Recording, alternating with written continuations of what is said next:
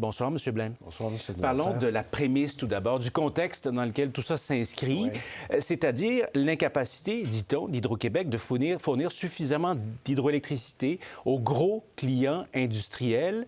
Est-ce que la fin justifie les moyens? Est-ce que ça peut être une justification pour procéder à de tels changements? Non, ce n'est pas une justification. Et d'ailleurs, la prémisse à laquelle vous faites référence, c'est un déferlement de demandes de nouveaux raccordements provenant d'investisseurs industriels qui se sont retrouvés sur le bureau du ministre de l'Économie et de l'Énergie, M. Fitzgibbon. 30 000 mégawatts de demandes provenant d'investisseurs industriels potentiels pour que les auditeurs puissent réaliser ce que ça implique. C'est énorme. C'est énorme. Ça voudrait dire à peu près 225 térawattheures de consommation additionnelle par année. Le Québec au complet en consomme 180 aujourd'hui. Et donc, ça, c'est un problème qui a été créé de toutes pièces par le démarchage qui a été fait à l'international par le premier ministre, par le ministre Fitzgibbon plus particulièrement, pour offrir notre électricité à des investisseurs industriels au prix du tarif L, qui est déjà un des plus bas au monde, et même avec 20 de rabais en dessous de ce prix-là, c'est-à-dire plutôt que 5 cents, 4 cents le kilowattheure, alors que les prochains approvisionnements qui vont être requis vont nous coûter à peu près le double. Mais on entendait M. Pinault dire, s'il y en a des gros joueurs industriels qui veulent consommer plus, voire surconsommer, c'est à eux de payer, c'est pas à nous, c'est correct. S'il y a des gros joueurs industriels, d'abord, il y a une prérogative démocratique qui doit s'exercer, puis un gouvernement n'est pas obligé, parce qu'on a un monopole de distribution, d'accorder de la puissance et de l'énergie additionnelle à n'importe quel projet. Ils ne sont pas tous utiles ou souhaitables socialement, environnementalement et même d'un point de vue économique. Deuxièmement, sur cette question-là, les gros joueurs qui voudraient pouvoir produire eux-mêmes et revendre une partie de leur propre production, on parle de grands joueurs industriels, à des tiers, la question qu'il faut se poser, c'est s'ils sont dans l'industrie de la transition énergétique et qui prétendent produire de l'hydrogène vert, c'est ce qu'on dit, ou de l'acier vert, ou encore à partir d'énergies renouvelables, des batteries qui serviront à construire des VUS ailleurs. Eh bien, si leur produit a vraiment une valeur ajoutée dans le contexte d'une transition énergétique, ils ne sont pas capables de récupérer cette valeur-là dans les marchés. Et s'ils ne l'étaient pas, pourquoi devrions-nous collectivement financer la différence entre le coût additionnel que ces approvisionnements-là vont nous coûter et les revenus qui seront générés par des clients industriels?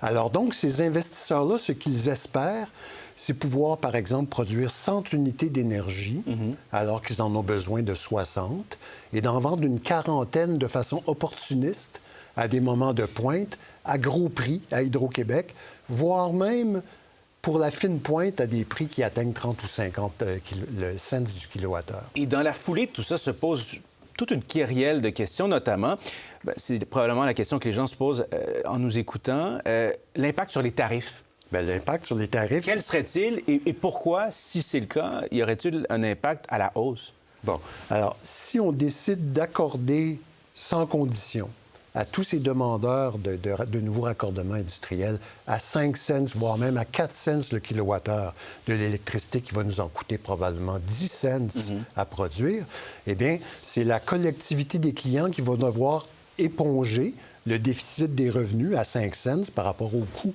additionnel à 10 cents. L'argent qui irait normalement à Hydro-Québec, le manque à gagner un peu? En fait, le manque à gagner, c'est via les tarifs de l'ensemble des clients d'Hydro-Québec qu'il sera récupéré. Et pour chaque tranche de 1000 mégawatts accordée à des clients industriels, eh bien, ce déficit de revenus-là sur un horizon de 20 ans, c'est 8,5 milliards de dollars additionnels qui vont devoir être puisés dans les poches des ménages, des PME, des clients commerciaux institutionnels. À l'opposé, si on laisse n'importe quel investisseur industriel produire lui-même, eh bien, il va accaparer des ressources qui nous sont indispensables pour faire la transition énergétique. On parle de production additionnelle. Et d'ailleurs, Hydro-Québec est mieux placé que n'importe lequel de ces investisseurs-là pour faire cette production additionnelle-là de la meilleure façon, meilleure. Et là, si je comprends bien, ces compagnies-là pourraient choisir le lieu de la production privée qu'elles effectueraient. Aurait peut-être, donc, si je comprends bien, c'est la crainte de certains, un mot à dire, une préséance, si on veut, sur ces endroits très stratégiques qui ne seraient donc pas accessibles à Hydro-Québec. D'abord, les gisements hydroélectriques, les gisements éoliens ne sont pas illimités. Et deuxièmement, il y a une question d'emplacement et d'occupation du territoire. La nationalisation du secteur électrique, c'était le contrôle public via la propriété et l'exploitation publique des activités de production, de transport et de distribution en territoire québécois.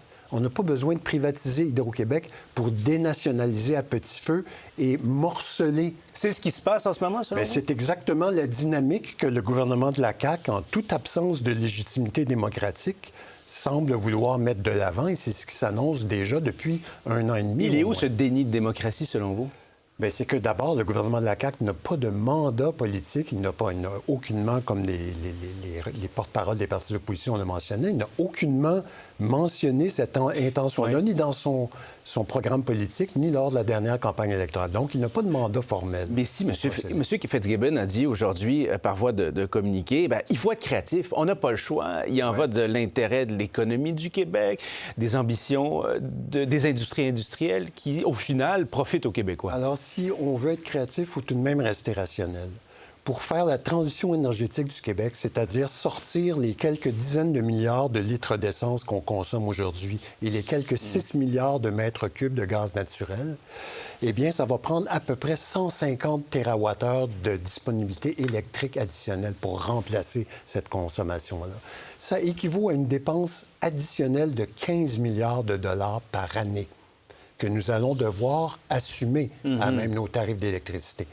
Évidemment, ça prend une feuille de route. Il faut avoir des garanties que dans 2 ans, 4 ans, 6 ans, on va avoir sorti de notre économie une certaine quantité de produits pétroliers pour justifier l'ajout d'une dépense électrique de l'autre côté. Donc, vous plaidez pour un débat un peu plus élargi sur cette question avant de procéder à ce genre de décision-là. Un débat beaucoup plus élargi et beaucoup plus approfondi. En terminant en quelques mots, est-ce qu'avec ce genre de proposition, la sécurité énergétique du Québec est en danger?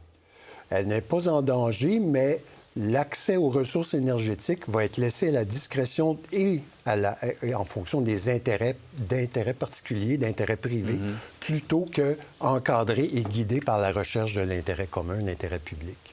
Merci beaucoup pour votre point de vue sur ce dossier que continuera de suivre très près notre collègue Thomas Gerbet. Comptez sur lui. Je rappelle, Jean-François Blain, que vous êtes analyste indépendant en réglementation de l'énergie. Merci. Bonne soirée.